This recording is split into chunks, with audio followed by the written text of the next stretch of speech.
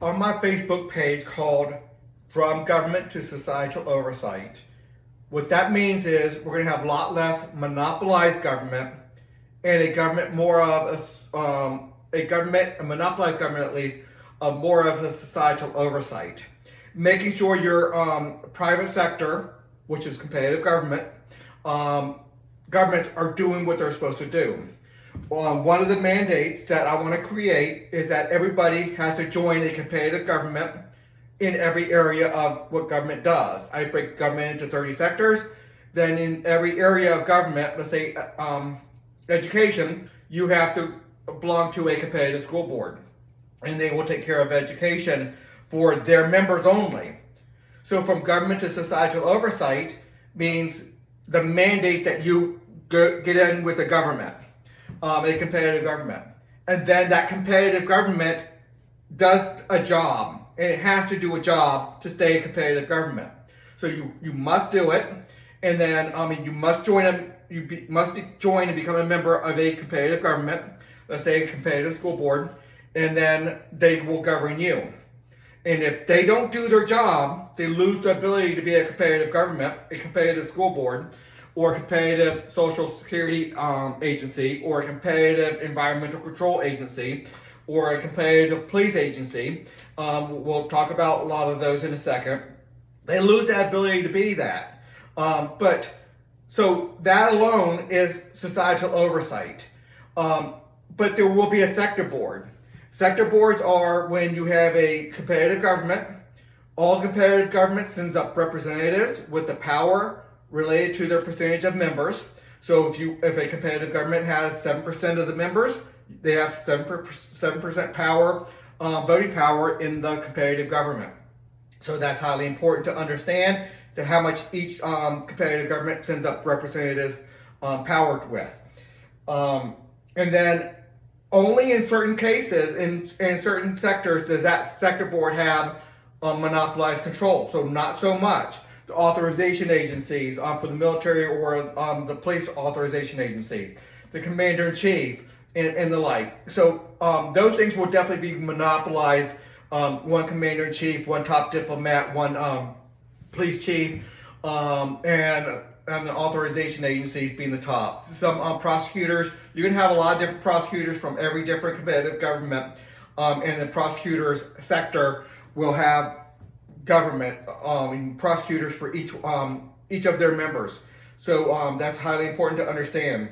So when I say competitive government, I'm not saying a free for all. You get to do what you want. You have to accomplish goals with the government of that sector.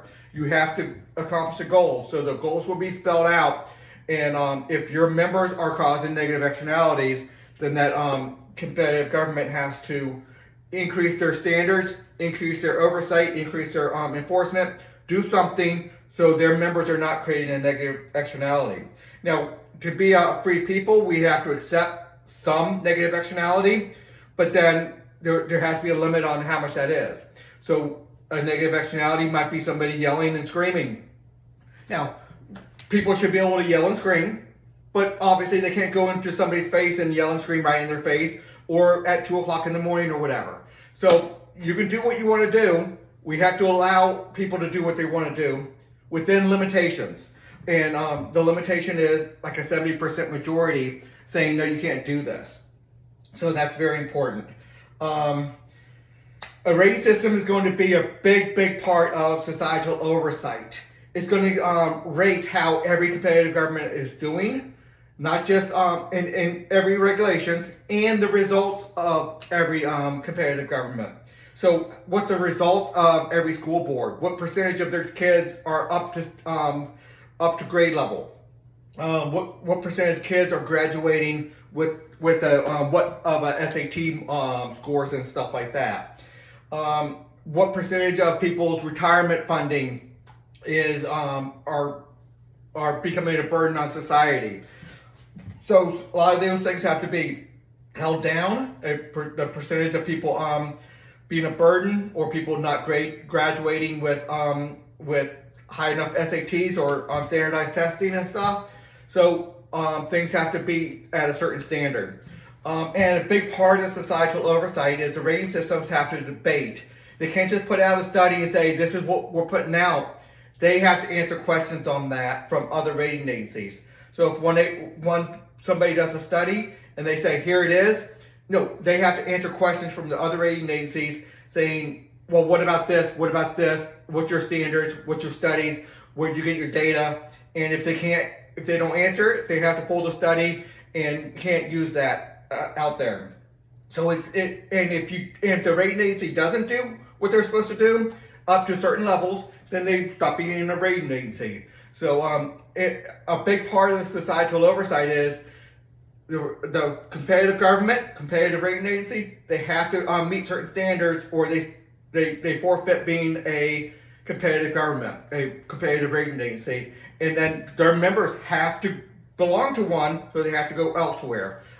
Be a member of another competitive rating agency, another CRA, which is competitive government, competitive regulatory agency. Okay, you see how I split government into 30 sectors, from helping the poor to the foreign policy, the commander-in-chief, the military, the police, the prisons, the courts, the prosecutors, the healthcare industry, the financial institutions, the insurance. Insurance is going to take care of Social Security, food regulations, education, competitive school boards, manufacturing, identity, doing the DMV type of things, identity and everything. Environmental